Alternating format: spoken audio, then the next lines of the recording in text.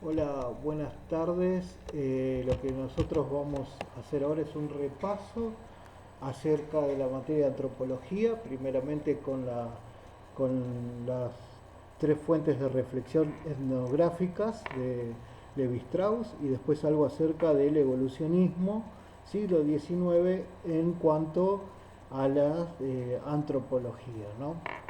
Bueno, y vamos a ver qué es la etnología. La etnología es la ciencia que estudia las diferentes culturas, sus diferentes pueblos y sus culturas.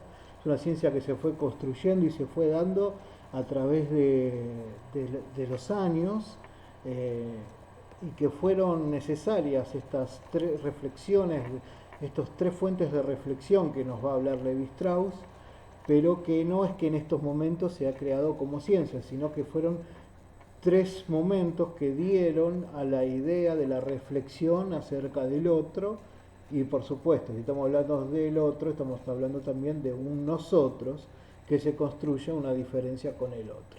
Y esto es lo que va a dar lo que se llama la ciencia antropológica, la antropología como lo podemos ver nosotros, que luego va a tener otros momentos históricos, como es el siglo XIX, con las teorías de evolucionismo, con los periodos de entreguerra y con más adelante con el neomarxismo. Bueno, Levi Strauss nos va a decir que hay tres grandes eventos que van a aportar diferentes elementos en la antropología como ciencia. Uno de ellos es el descubrimiento del Nuevo Mundo, de América. El otro es la relación política e ideológica que surge luego de la Revolución Francesa y de las ruinas de las conquistas napoleónicas y la era de las revoluciones en Europa. Y por último, la publicación del origen de las especies de Charles Darwin, que va a dar aportes importantísimos para que se provoque a la antropología como una ciencia, le va a dar un marco científico. Cuanto al descubrimiento de América, nosotros vamos a decir que lo que sucedió es que, como dice el autor, y cito, dos humanidades sin dudas hermanas, pero totalmente distintas en cuanto a vida material y espiritual, se encontraron. El hombre europeo se encontró con otro igual, pero con una cultura totalmente distinta, otro cultural. Esto provocó una reflexión y una toma de conciencia acerca de sí mismo y del otro. Para la mentalidad del europeo se abre un abanico de posibilidades tanto en la política como en la economía, como en la creencia y en la moral, que hasta ese momento no se había experimentado nunca. Son tiempos de descubrimiento, es una reflexión impresionante de todo el ser, ¿no? ¿Con quién se comparte el planeta? Se pregunta el europeo. Es evidentemente humano el otro, pero no es igual como estoy yo. Tampoco se esperaba encontrar esa persona allí en ese lugar, ¿no? Desafía hasta los cánones no solo culturales, morales y hasta religiosos, ya que no estaba esto previsto para nada. Esta pregunta fue el inicio de la antropología, ¿no? Y el autor dice, y cito de nuevo textualmente, la antropología había llegado a ser práctica antes que ciencia.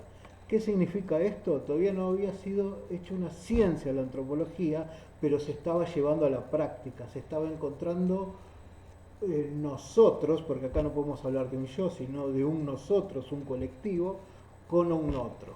Y esto aportó un montón de ideas del otro cultural. Y es la primera vez en la historia que aparece esta idea de la diferencia cultural. Reconoce la diversidad cultural. Nos va a dar una diversidad cultural este encuentro. El otro suceso muy importante son todas las reacciones políticas que empiezan a haber en Europa tras la Revolución Francesa, Revolución Industrial, el cambio de paradigma que hay acerca de los órdenes. Acordémonos que antes de la Revolución Francesa teníamos los tres estamentos, como eran la nobleza, como era la iglesia y los campesinos, que era todo muy estable y no se podía pasar de un lugar a otro. Entonces ahora lo que empieza a ver son cambios tremendos en Europa en cuanto a lo social. La reacción política e ideológica que sigue inmediatamente de la Revolución Francesa, perdón que hablo rápido, y las ruinas dejadas por las conquistas napoleónicas empiezan a sumar confusión. Todo se demuestra en la idea del progreso no era tan lineal como se esperaba, se pensaba tampoco, ¿no? Se creía que con la Revolución Francesa íbamos a ser todos iguales, igualdad y fraternidad, pero no es para todos iguales. Comienza a haber una desintegración social en la época de las fábricas, del proletariado. Hay un desorden que plantea buscar en lo primitivo. ¿Qué es lo primitivo para ellos? Aquel hombre que encuentran en América. Entonces los primitivos empiezan a encontrar una etapa privilegiada en la cual el humano puede disfrutar de virtudes que ya se tenían como perdidas. Se busca el viejo Adán en aquel, ¿no? El Adán de la Biblia, pensando en lo paradisíaco. Todo eso frente al caos que es Europa. Y pensemos, por ejemplo, en el romanticismo como esa etapa, ¿no? de todo lo pasional en Europa, ¿no? Entonces empiezan a buscar, cada nación, cada parte de Europa empieza a buscar las virtudes que se tenían desaparecidas de su propio folclore. El francés empieza a buscar aquello que tenía que ver con los pueblos francos, los Prusia, Alemania, empieza a buscar todo lo que tenía que ver con su folclore tradicional, ¿no? Lo primitivo toma un valor igual a esto y va a plantear las dudas sobre el progreso europeo. ¿Esto qué va a generar? Va a generar una reflexión antropológica, el reconocimiento de que los sistemas de valores culturales son relativos. Hay una relatividad, esta idea. Primero vimos que hay otro diferente con el descubrimiento de América y ahora vimos que las culturas son relativas. No es que nosotros somos los mejores y los otros no son, que esa es la idea de luego que va a pasar en el siglo XIX, ¿no? Pero bueno, se va a ver aquello primitivo quizás como lo desconocido, como lo que se quiere llegar, lo benigno, lo bueno. Después la otra parte de la reflexión que podemos encontrar es la teoría de evolución de Darwin, ¿no? Lo que hizo darle un marco científico en el cual se puede apoyar todos aquellos datos de los viajeros que se iban tomando, que eso ahora lo vamos a ver con el evolucionismo en la antropología, que todos los datos se toman con estos viajes, relatos de viajes. Tenemos Morgan, por ejemplo, en la literatura de antropología, por ejemplo, los viajes de la Condamine, las vueltas al mundo, ¿no? La teoría de evolución hizo que se comience a estudiar la cultura como un sistema que ve en toda la humanidad para explicar como un sistema evolutivo, ¿no? Como que la humanidad pasa de un punto cero hacia la civilización donde estábamos, pasando primeramente por el salvajismo, luego por la barbarie y finalmente por la civilización. Y eso es lo que nos da este punto acerca de la idea de la publicación de Darwin del origen de las especies, ¿no? Recapitulando nosotros lo que podemos decir entonces que en el primer momento que fue el descubrimiento de América aportó la idea del otro cultural, la diversidad. El segundo momento va a aportar la idea de valorar esa otredad, darle un valor, el relativismo cultural, o superior o inferior. Y por último, la teoría evolucionista darwiniana lo que va a dar es un marco científico que trató de explicar la cultura como etapas evolutivas, cosas que no es para nada positiva. Entonces, acá entramos a lo que son sí ya la historia de la antropología como ciencia, ¿no? Y como un pequeño resumen, vamos a ver hoy hasta simplemente una introducción del periodo entre guerras. Vamos a empezar desde el siglo XIX, 1800, siglo XIX. Vamos a ver que hay tres preguntas disparadoras, porque se va a querer reconstruir la historia de la humanidad con tres preguntas, que son: ¿por qué las sociedades son distintas? Porque evidentemente son distintas. ¿Qué es el hombre? ¿Qué es el hombre? ¿Es un animal o qué es? ¿Qué es el hombre? Y la otra es: ¿cuál es el origen del hombre? De ahí el origen de las especies de Darwin, ¿no? Entonces se va a buscar en la antropología, el evolucionismo, el modelo de las ciencias naturales. ¿Cuál es este modelo? Bueno, es el modelo científico de los hechos, los datos, de la regularidad, buscar regularidad en diferentes etapas, en diferentes momentos. Eso es lo que se va a estar buscando, ese modelo, ¿no? Poder que una regularidad que se vaya dando, algo cuantificable, algo que se pueda notar, algo que se pueda darle valor. Se considera a, al hombre como una unidad psicobiológica. ¿Qué quiere decir esto? Todos tenemos las mismas anatomía, físico y los mismos principios en la mente, en la inteligencia.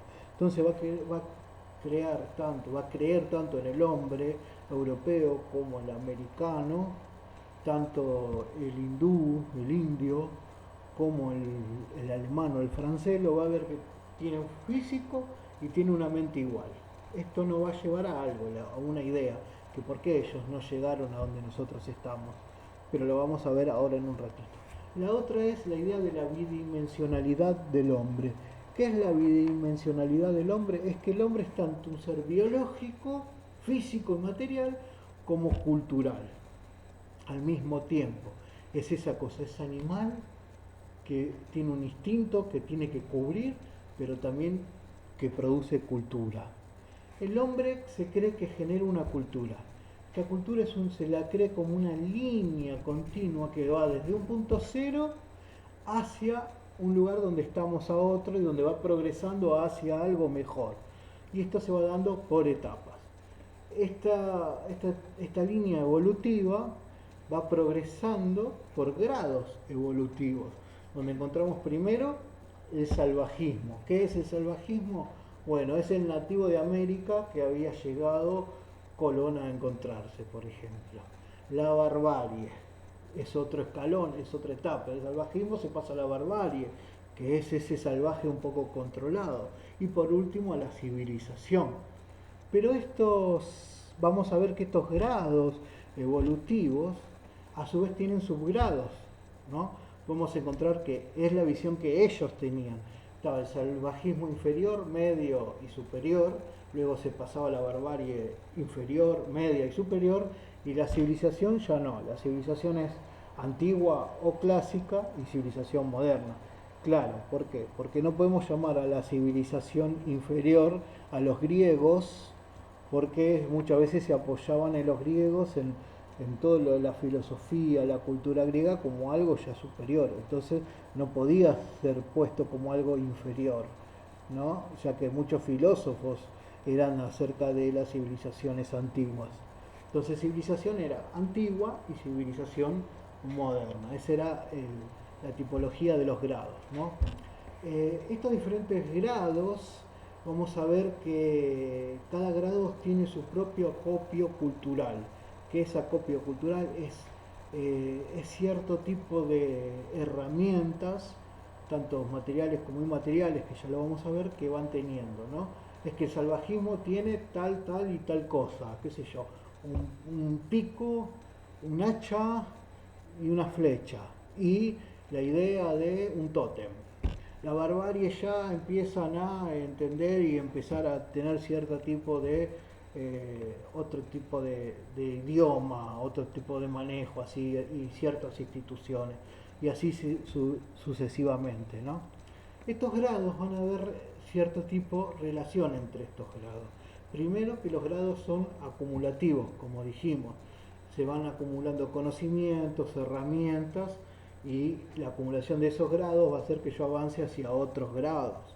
Después la relación de temporalidad, hay un antes y un después entre grados. Para llegar a la barbarie tuve que haber pasado por el salvajismo, y para llegar a la civilización tendría que pasar por la barbarie antes. No se puede pasar de uno al otro sin pasar por los otros grados. Y después una relación de causalidad. ¿Qué es la relación de causalidad? Bueno, que un grado es causa o fue causa de otro grado y que no se puede volver atrás.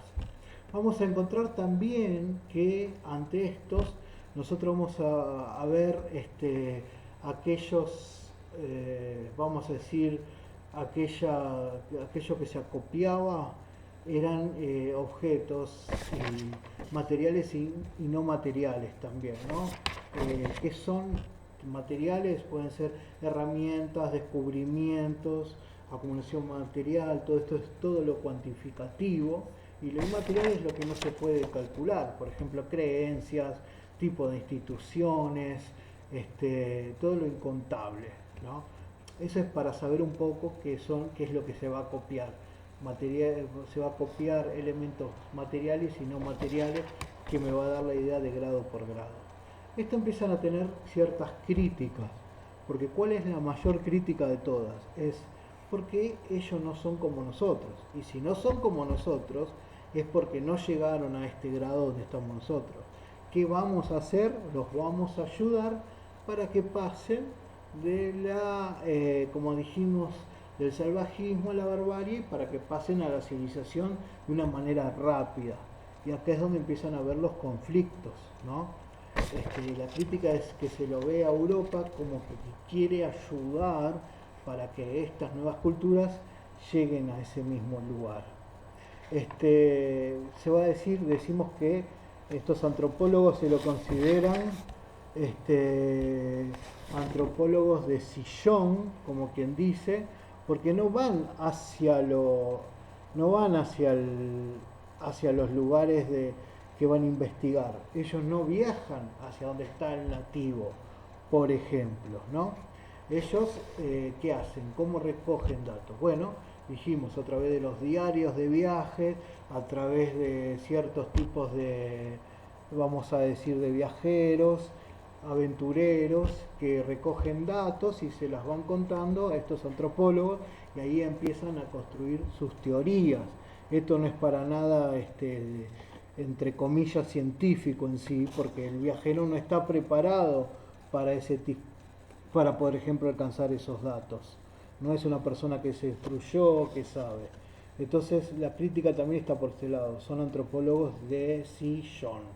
En resumen, estamos hablando de finales del siglo XIX. El objeto es la diferencia cultural. La teoría es el evolucionismo. El método importante es comparación, porque se va a comparar una cultura con la otra cultura. Y las técnicas son los inventarios, las encuestas, los datos que van trayendo viajeros no profesionales. Después tenemos el periodo entre guerras mundiales, Primera y Segunda Guerras Mundiales. Esto se caracterizó por, históricamente, el cierre de fronteras nacionales. Empiezan a surgir los países nacionales, Alemania, Francia, Inglaterra, Italia, España. En cuanto a la antropología, empiezan las escuelas nacionales. La escuela británica, mayor representante es Malinowski, que lo vamos a ver, con el funcionalismo. La escuela norteamericana es el particularismo histórico, con Boas, que también lo vamos a ver y que está relacionado con lo geográfico y lo histórico, y que es muy, pero muy psicoanalística. Y, por ejemplo, en Francia, la escuela francesa del el estructuralismo. En sociología tenemos a Durkheim, tenemos a Saussure en cuanto a lingüística, que va a dar mucho de qué hablar para que se forme el estructuralismo francés, con Levi Strauss a la cabeza en el funcionalismo francés. En general, el funcionalismo de vuelta, estructuralismo francés. El funcionalismo es el británico, con Malinowski. En general, estas escuelas no tuvieron contacto entre sí, pero sí lo que hicieron fueron tener una misma crítica hacia la etapa evolucionista. Se criticó las técnicas y nace, por ejemplo, con Malinowski, la observación participante, que es el traslado del antropólogo hacia el lugar donde va a investigar, el etnólogo, el antropólogo, donde va a ver la teoría. Es estar en la sociedad e investigar la cultura dentro de su propia cultura. Y ahí se pueden dar cuenta bien de las diferencias culturales y de las semejanzas. Después se criticó el método comparativo. No se puede comparar las sociedades y la cultura, sobre todo. Vamos a encontrar que se empieza a ver el método del relativismo. Ya no se puede comparar, ¿no? Hay que entender cada cultura en sus propios términos. Las teorías relativistas empiezan a darnos la idea de la diversidad cultural y el relativismo cultural. Todas estas escuelas, la británica como Malinowski, el particularismo histórico y el estructuralismo francés, nos van a tratar de evitar las generalizaciones, ¿no? Van a observar directamente y hacer las conclusiones por medio de una recolección sistematizada de datos.